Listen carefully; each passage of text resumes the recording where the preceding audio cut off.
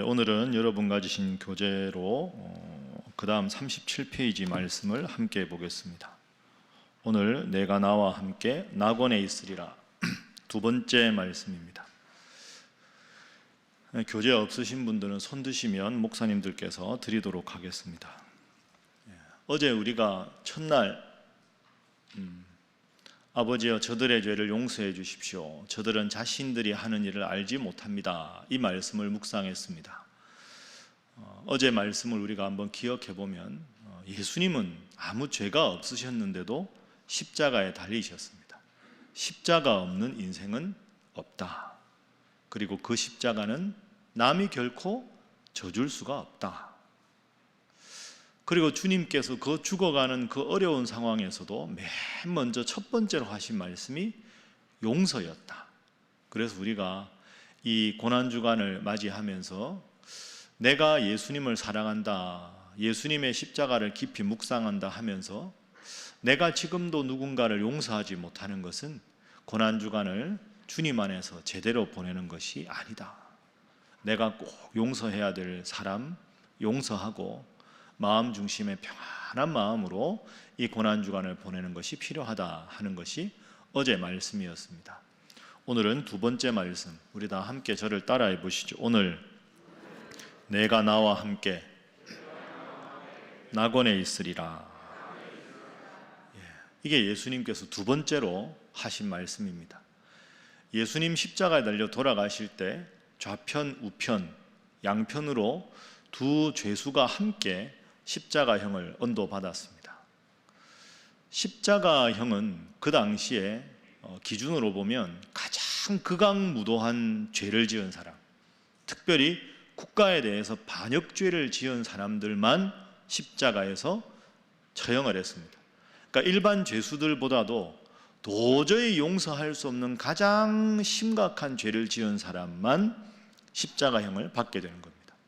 그러니까 예수님은 그런 죄가 없으셨는데도 불구하고 십자가형을 받으신 거죠. 그런데 우리가 이렇게 한번 질문을 할 수 있습니다. 예수님 양쪽에 죄수가 있었습니다. 양 곁에 왼쪽으로 오른쪽으로. 왜 그랬을까? 종교 지도자들과 로마 총독 빌라도가 사실은 예수님 혼자 십자가에 돌아가셔도 되는 상황 아닙니까? 십자가형은 언제든지 할 수 있으니까. 그런데 예수님을 중심에 놓고 좌편과 우편에 누가 봐도 극악무도한 가장 끔찍한 죄를 지은 두 사람을 함께 십자가에 달았다. 그리고 그 중앙에 예수님을 놓았다 하는 것은 극적인 효과를 노린 겁니다. 왼쪽에 있는 저 사람, 그렇지, 저 사람 정말 끔찍한 죄인이지, 저 사람은 마땅히 십자가에 달려야 돼. 오른쪽에 있는 저 사람도 마찬가지지. 저런 사람 때문에 정말로 우리가 밤에 잠을 못 잤잖아. 정말 무서운 죄인이지. 그렇게 양쪽 사람들을 아는 사람들이 다 보면서 예수님을 바라보는 겁니다. 그러면 예수님에 대해서 정확하게 모르는 사람도 저 예수도 그만큼 끔찍한 죄인이었음이 분명하다 하고 마음으로 여기게 되는 거죠. 그런 효과 때문에 예수님을 중앙에 그리고 양편으로 극악무도한 죄를 지은 두 사람을 함께 십자가를 형을 받게 했다. 이렇게 우리가 추측할 수 있습니다. 그런데 이 예수님 양편에 있는 두 죄수의 분위기가 아주 달랐습니다. 먼저 한편에 있는 죄수가 그 죄수도 십자가형을 받을 정도로 끔찍한 형벌에 마땅히 처할 정도의 극악무도한 죄수였겠지요. 그가 이렇게 말합니다. 자, 39절 말씀 우리 화면으로 한번 보시죠.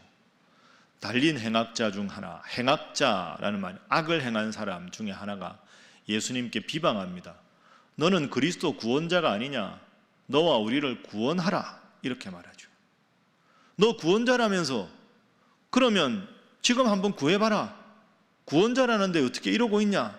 이렇게 말합니다. 이 사람은 끝까지 예수님 곁에 있지만 예수님을 마음으로 받아들이지 못한 사람입니다. 그런데 또 한편 죄수가 그 말을 듣고 사뭇 다른 반응을 보입니다. 그 반응이 40절, 41절에 나오죠. 하나는 반대편에 있던 그 죄수는 그렇게 말한 그 죄수를 꾸짖어서 이르되 내가 동일한 정죄를 받고서도 너 지금 십자가에 달려 죽으면서도 하나님을 두려워하지 않느냐? 너나 나나 우리는 우리가 행한 일이 너무 극악무도한 죄라 이렇게 십자가형을 받는 상당한 보응을 받는 것이 마땅하지만 이 사람이 행한 것은 옳지 않은 게 없다. 이 사람은 옳은 일을 한 사람이다. 우리 옆에 지금 십자가에 달려서 죽을 사람이 아니다. 이렇게 말합니다. 여러분, 이게 참 의미가 있습니다. 예수님을 중심에 놓고 양쪽에 있는, 그러니까 예수님을 제일 곁에 함께 있던 두 사람인데, 한 사람은 이날 구원을 받지 못했고 한 사람은 우리가 알지만 구원을 받았습니다. 그러니까 여기서 중요한 건 예수님 곁에 있다는 사실이 중요한 게 아닙니다. 예수님 곁에 있었지만 마음을 열지 않은 죄수는 구원을 못 받았고, 예수님 곁에 있었지만 마음을 연 죄수는 구원을 받았습니다. 오늘 이렇게 예배당에 오신 여러분은 참 신앙이 훌륭한 분들입니다. 그리고 영상으로 지금 함께하는 분들도 신앙이 훌륭한 분들입니다. 이 새벽에 새벽기도에 한다는 게 쉽지가 않거든요. 예수님 곁에 오신 겁니다. 그것만으로도 참 훌륭합니다. 예수님 곁에 있다는 게 1차적으로는 중요하죠. 주님 앞에 나와서 예배를 드리고 주님 말씀대로 살아가고, 그게 중요하지 않다는 게 아닙니다. 제가 이제 그저께 주일에 설교를 3번 했지 않습니까? 1부, 2부, 3부. 1부 예배 설교를 하고 났는데요, 1부 예배는 보통 우리 교회가 한 160명에서 170명 정도 현장에서 예배를 드립니다. 그리고 이제 실황으로 이제 홈페이지나 유튜브로 송출이 되죠. 그리고 1부 예배 끝나고 간단히 식사하고 2부 예배를 드리는데, 예배 끝나면 제가 이 계단 밑에서 안내를 하잖아요. 근데 평상시에 저한테 쑥스러워서 인사를 하지 못하는 성도 한 분이 그날따라 저한테 인사를 하고는 머뭇머뭇하면서 저한테 이렇게 말씀하시는 거예요. 목사님, 저 사실은 1부 예배 드렸어요. 근데 2부 예배 나왔어요. 그러니까 이분이 1부 예배를 각 가정에서 온라인으로 드리는 것 같이 온라인으로 예배를 드린 겁니다. 그런데 그날 제가 설교할 때 코로나19 상황에서 예배를 못 드리는 것과 안 드리는 건 구분해야 하고, 그리고 코로나가 종식되면 예배당 예배를 드려야 되는 이유를 제가 말씀을 3가지로 정리를 했죠. 기억나십니까? 이쪽은 기억이 안 나시는 것 같아요. 기억나시죠? 그러니까 그 말씀을 그분이 듣고는, 나는 예배당에 나갈 수 있는데 못 나가는 게 아니니까 예배당에 나가야 되겠다 하고는 1부 예배를 영상으로 드리고 2부 예배 시간에 급하게 맞춰서 예배당에 와서 예배를 다시 드린 겁니다. 그 이야기를 저한테 하시는 겁니다. 그렇다고 지금 영상으로 보시는 분들 부담 가시고 내일부터 다 나오신다, 그렇게 안 하셔도 됩니다. 새벽에 뭐 교통편도 없고 대중교통 이용하는 거 부담스럽고, 그게 아니라 제가 말씀드리고 싶은 건 그 마음이 참 훌륭하지 않습니까? 예배를 드렸는데 현장에서 나는 드릴 수도 있는 상황인데 그러면 예배당에 가야 되겠다. 그거 참 중요한 겁니다. 그러니까 여러분 아이들 보면 주일날 여러분 아이들 자녀들이나 손자 손녀들이 예배당에 와서 집에 가죠. 그리고 여러분들이 오늘 교회에서 뭐 배웠니 물어보면 애들이 하나도 기억을 못합니다. 뭐 배웠는지, 전도사님 설교를 뭘 들었는지 기억을 잘 못해요. 그래도 여러분 예배당에 오는 게 참 중요합니다. 주일날 영상으로 예배를 드려도 아이들이 딴짓을 해도 여러분이 무릎에 앉히고 같이 하는 게 참 중요합니다. 제가 설교 준비하면서 한번 기억을 해보니까요, 제가 올해 결혼한 지 28년 됐거든요. 그러면 제가 집에서 밥을 몇 끼를 먹었을까 한번 계산해 봤는데요, 대충 한 2만 끼는 먹었을 것 같아요. 제가 점심은 교회에서 먹으니까 1년에 한 700끼 이렇게 잡아보니까, 근데 제가 어제 저녁에 뭐 먹었는지 기억이 안 납니다. 여러분 어제 저녁에 뭐 드셨는지 기억하십니까? 주부들은 기억을 하는데 대부분 남편들은 그냥 주는 대로 먹지 뭘 먹었는지 기억이 안 나지요. 제가 2만 끼 먹었는데 2만 끼 중에서 기억에 남는 식사가 별로 없습니다. 제 집사람이 여기 앉아 있는데 근데 중요한 건 그 밥 때문에 제가 건강해지는 거죠. 이게 아주 중요한 겁니다. 인상적인 설교, 그때 그 은혜로운 말씀, 그게 하나도 기억에 안 남는 것 같은데 그것 때문에 제가 영적으로 은혜를 받고 육체적으로 건강한 거죠. 주님 곁에 있다는 게 그만큼 중요한 겁니다. 인상적인 신앙의 경험이 있으면 좋겠지만 그게 없더라도 주님 곁에 있는 것. 여러분, 지금 주님 곁에 두 죄수가 있습니다. 구원받은 한 죄수를 한번 주목해 보십시오. 이 사람은 그전에 예수님을 한 번도 만나보지 못했을 겁니다. 그랬는데 자기가 예수님 곁에 십자가에 달려 죽게 해달라고 요청한 것도 아닌데 우연히 그 당시 사람들에 의하면 예수라는 사람이 정말 죄인이라는 걸 합법적으로 사람들에게 비치게 하기 위해서 저 사람 같이 십자가에 못 박으라. 그래서 얼떨결에 어떻게 보면 자기 의지와 전혀 관계없이 예수님 곁에 십자가에 달려서 죽게 된 겁니다. 자기 뜻이 아닙니다. 그런데 예수님 곁에 있으면서 누구도 모르는 비밀스러운 대화를 하는 거죠. 그게 뭡니까? 42절부터 나옵니다. 자, 42절부터 화면에 한번 보시죠. 이르되 예수님, 당신의 나라가 임하실 때 나를 기억하소서. 딱 저 한마디 합니다. 옆에 있는 죄수가 만약에 예수님 보고 빈정거리면서 당신이 구원자라면 우리를 좀 구원해봐, 당신 뭐 하는 거야, 이 말을 만약에 안 했더라면 이 사람이 이 말을 안 했을 수도 있어요. 근데 이 사람이 진짜 훌륭하고 행운아인 이유는 첫 번째, 예수님 곁에 있었다는 게 중요하죠. 여러분, 오늘 주님 앞에 나와서 예배를 드립니다. 이 사실이 참 중요한 줄로 믿습니다.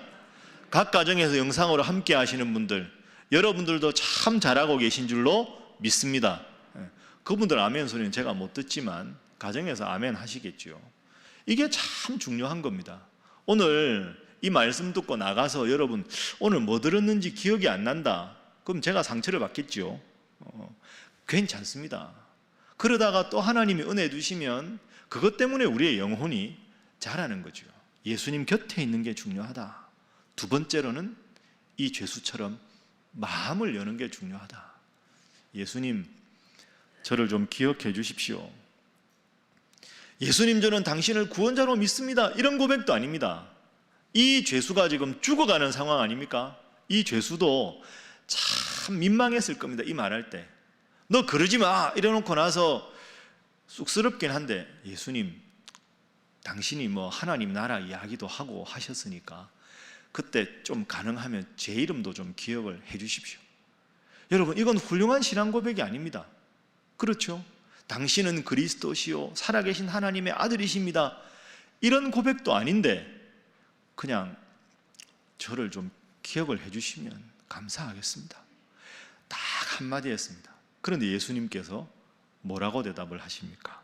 자, 그 다음 구절 보겠습니다. 43절 말씀. 자, 우리 다 함께 읽습니다. 시작. 예수께서 이르시되 내가 진실로 내게 이르노니 오늘 내가 나와 함께 낙원에 있으리라 하시니라. 아멘. 내가 오늘 나와 함께 낙원에 있으리라. 예수님, 저를 좀 기억해 주십시오. 이 낙원은 천국입니다. 천국. 그 예수님도 참 대단하신 분이죠. 하나님의 아들이시지만 참 대단하지 않습니까? 여러분 같으면 이렇게 말하셨을까요? 말씀을? 예수님, 저를 좀 기억해 주십시오. 그 십자가에 달릴 정도면 극악무도한 죄인인데 속으로 야, 참 당신 뻔뻔하다. 평상시에 나 한 번도 말씀 들으러 안 와놓고 지금 와서 이렇게 예수님 안 하셨습니다. 그래, 너는 오늘 나와 함께 낙원에 있을 것이다. 여러분, 이게 예수님 마음입니다. 이 죄수는 지금 구원에 가장 부적절한 극악무도한 죄를 지었던 사람, 구원에 가장 부적절한 죽음을 앞둔 마지막 순간에, 그리고 구원에 가장 부적절한 십자가라는 형틀에서도 이 죄인은 구원을 받았습니다. 그러니까 예수님은 우리를 구원하기 위해서 이 세상에 오신 분이라는 게 다시 보이는 겁니다. 하나님은 우리를 복주시기 위해서, 예수님은 우리를 구원하시기 위해서 우리를 이 세상에 창조하셨고 우리를 지금도 살피시고 계신다. 그러니까 예수님은 어떻게 하든지 우리의 마음만 열고 주님, 저를 기억 좀 해주십시오 라고만 해도 그래, 너 오늘 나와 함께 낙원에 있을 거야. 정말로 우리를 구원하시기 위해서 너무너무 우리의 열린 마음을 기뻐하시는 분. 첫 번째는 주님 곁에 나오는 게 필요하고, 두 번째로는 마음을 여는 게 필요하다. 여러분, 새벽에 오시는 게 힘들지만 이 새벽에 오시지 않습니까? 여러분, 무슨 기도 하시겠습니까? 이따가 기도할 때 오늘은 아무것도 기도하지 마시고 딱 한 가지, 어제는 용서, 오늘은 주님 저를 기억해 주십시오, 이 기도만 하셔도 됩니다. 그런데 의외로 그게 안 되는 분들이 많습니다. 교회는 오는데 혹은 마음을 천히 닫아놓고 주님 앞에 무릎 꿇고 두 손을 다 올리고 하나님 앞에 기도하면, 예수님의 이름으로 기도하면 하나님이 뭐든지 들어주실 준비가 다 돼 있는데, 기억해달라고만 해도 낙원에 있으리라는 말씀을 준비하고 계신데, 나의 자존심 때문에, 내 세상적인 생각 때문에 주님 앞에 무릎 꿇지 못하는 사람, 참 안타까운 사람입니다. 그렇게 인생을 살 필요가 없지 않습니까? 저도 이렇게 예배를 이렇게 드리다 보면 앞에 서 있지만 예배를 드리는 모습이 다 다릅니다. 정말 간절한 마음으로 하나님 앞에 찬양하고 예배 순서 하나에 최선을 다하는 분도 있는데, 가끔씩 보면 마스크 한 채로 전혀 찬송가도 안 부르시고 가만히 앉아 계시고, 제가 이렇게 여러분들 뵈면 여러분들이 지금 말씀에 주목하는지 딴 생각하는지 여러분들도 아이들 키우다 보면 알지 않습니까? 그게 목사에겐 다 느껴지거든요. 아유, 저분이 지금 예배당에 와 계시지만 전혀 마음이 열리지 않으셨네. 저렇게 하시면 안 되는데, 그런 분들이 가끔씩 있습니다. 물론 그래도 예배당에 오신 게 중요하지요. 그러나 예배당에 오셨다면, 주님 곁에 있다면 마음을 열고 주님 저를 기억해 주십시오. 그러면 주님께서는 준비가 다 되어 있는데, 그때까지 마음을 닫고 있는 게 얼마나 안타까운 일입니까? 여러분, 세 번째가 중요합니다. 주님 곁에 있는 것, 두 번째로 마음을 여는 것, 세 번째가 정말 중요한데요, 나의 연약함을 주님 앞에 고백하는 겁니다. 나의 연약함을 주님 앞에 고백하는 것. 오늘 본문 말씀에 이 죄수가 고백한 것 다시 기억해 보십시오. 42절 말씀 우리 다시 한번 화면으로 보겠습니다. 42절 말씀. 자, 함께 읽습니다. 시작. 이르되 예수여, 당신의 나라에 임하실 때 나를 기억하소서 하니. 아멘. 나를 기억해 주십시오, 이 말은 나를 받아주십시오, 이 말입니다. 여러분, 여기서 중요한 것은 이 죄수가 주님에 대한 신앙 고백을 안 했다는 겁니다. 예수님을 구원자로 믿는다, 이거 아닙니다. 그냥 저를 기억만 좀 해주십시오. 이게 무슨 말입니까? 제가 저를 봐도 참 죄인입니다. 제가 주님 앞에 신앙 고백할 정도도 안 됩니다. 저는 당신에 대해서 아는 것도 없습니다. 그런데 십자가에 달려서 당신이 지금 죽어가는 모습을 보니 당신은 정말 저하고는 다른 사람입니다. 당신은 정말로 십자가를 받을 정도로 극악무도한 죄인이 아닙니다. 다른 사람들이 저 예수가 구원자라고 말했는데 저는 믿지 않았습니다. 그런데 당신이 죽어가는 모습을 보면서 이 순간까지도 당신을 십자가에 못 박는 사람들을 향해서 용서를 선포하는 당신의 모습을 보니 당신 정말 훌륭한 사람입니다. 제가 아무것도 아닌데, 저는 죄인이라 아무것도 할 수 있는 게 없는데 주님 그저 저를 기억해 주십시오. 이 말은 저는 죄인입니다. 제가 차마 믿음 고백할 정도로 믿음도 없습니다 하고 나의 전적인 무력감을 주님 앞에 고백하는 겁니다.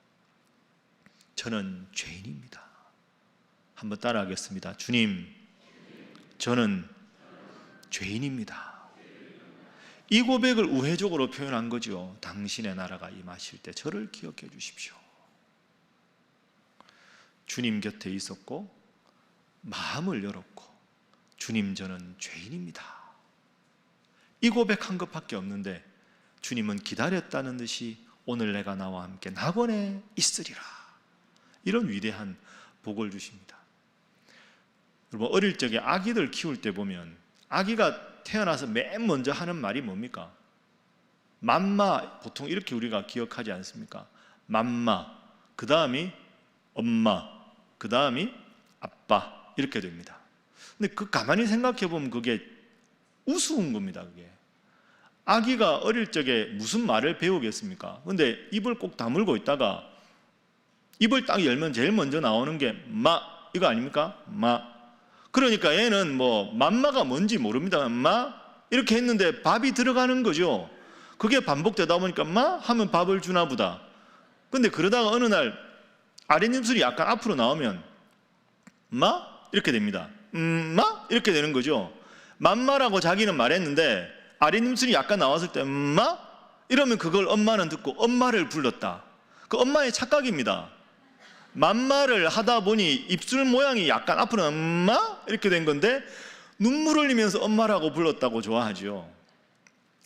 그러면서 막 아빠한테 자랑을 합니다. 엄마라고 나를 불렀다고. 아빠는 그날부터 이제 숙제가 생긴 거죠. 엄마만 부모냐? 나도 부모다. 언제 아빠 하냐? 근데 보면 엄마 이러는데 어느 날 아랫입술이 약간 뒤로 들어가 이렇게 됩니다. 빠 이렇게 되는 거죠. 그럼 이게 아빠라고 부르려고 부른 게 아니라 맘마를 하다 보니까 이게 아랫입술이 안으로 들어가면 빠 이렇게 되는데 그날 아빠는 눈물을 흘립니다. 나를 아빠라고 불렀다. 다시 해봐, 다시 해봐. 계속 퇴근만 하면 아빠라고 해보라고. 근데 분명히 아이는 맘마라고 하고 엄마라고 했는데 아빠 귀에는 아빠라고 들립니다. 맘마, 엄마, 아빠. 여러분 잘 생각해 보십시오. 아이가 맘마라고 해도 아빠라고 받아들인 아빠가 얼마나 행복해하는지. 배고파서 맘마 그랬는데 엄마가 엄마라고 불렀다고 눈물 흘리며 좋아하는 게 그게 엄마 마음 아닙니까? 제가 오늘 설교 준비하면서 예수님 마음이 딱 그런 마음이라고 생각합니다. 예수님은 지금 돌아가시는 상황입니다. 어제 말씀드렸죠. 밤새 신문 받으시고 채찍에 맞으시고 물과 피를 쏟으시고 골고다 올라가다가 넘어지시고 십자가에 달리면서 거의 지금 반은 돌아가시는 상태 아닙니까? 그런 상태인데 옆에 있던 죄수가 저를 좀 기억해 주십시오. 그러면 그래 알았다 이러든지 가만히 계셔야 되는데 그 죽어가는 상황에서도 우리의 구원을 애타게 얼마나 기다리셨으면 마지막 순간에 내 옆에 있는 이 죄수까지 구하고 싶은 마음이 얼마나 강하셨다면 당신을 구원자로 믿습니다 고백한 것도 아닌데 저를 기억해 주십시오 그 말만 한 것인데도 그래 바로 그거다. 내가 지금까지도 죽어가는 이 순간까지도 그걸 기대했다. 너 나와 함께 낙원에 있을 거야. 그 엄마 마음 아빠 마음이 이 예수님 마음이 아니겠습니까? 여러분 잘 오셨습니다. 오늘 무슨 기도 하시겠습니까? 다른 기도 다 놔두시고 그냥 딱 두 손 들고 주님 곁에 왔습니다. 제가 연약합니다. 제 부족함 아시지 않습니까? 저를 구원해 주십시오. 저와 함께 해 주십시오. 이 기도만 하면 만마했지만 아빠가 알아서 아빠를 알아듣고 엄마를 알아서 엄마가 듣는 것처럼 여러분의 모든 필요를 우리 주님께서 다 채워주실 줄로 믿습니다. 그 주님 사랑하면서 앞으로 여러분 훌륭한 신앙 고백이 아니어도 좋습니다. 코로나19 상황에서 힘들고 어려워서 너무 답답하면 그냥 어디든지 두 손 들고 주님 저 아시지요?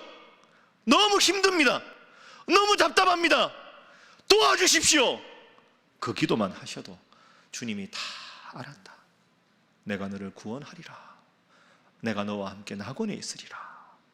오늘 이 죄수에게 하신 이 약속 여러분에게 주신 약속으로 믿고 힘들고 어려울 때마다 이 사랑의 주님 기억하며 열심히 기도하고 주님 때문에 구원 얻고 주님 때문에 형통한 인생 살아가시는 여러분 모두가 되시기를 주님 이름으로 축복합니다. 이 시간 기도하겠습니다. 이 시간 우리 다 함께 두 손을 들고 기도하겠습니다. 여러분 이 죄수가 주님 나라가 임하실 때 저를 기억해 주옵소서. 한마디만 했는데도 주님은 감격해 하시면서 구원을 약속해 주셨습니다.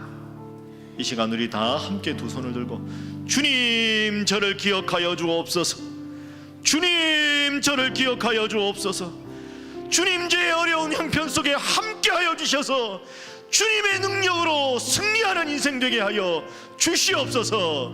다 함께 우리 주님 앞에 기도하겠습니다. 주여 믿습니다. 주여 믿습니다. 주여 믿습니다. 아버지 하나님 감사합니다. 오늘도 주님 앞에 나왔습니다.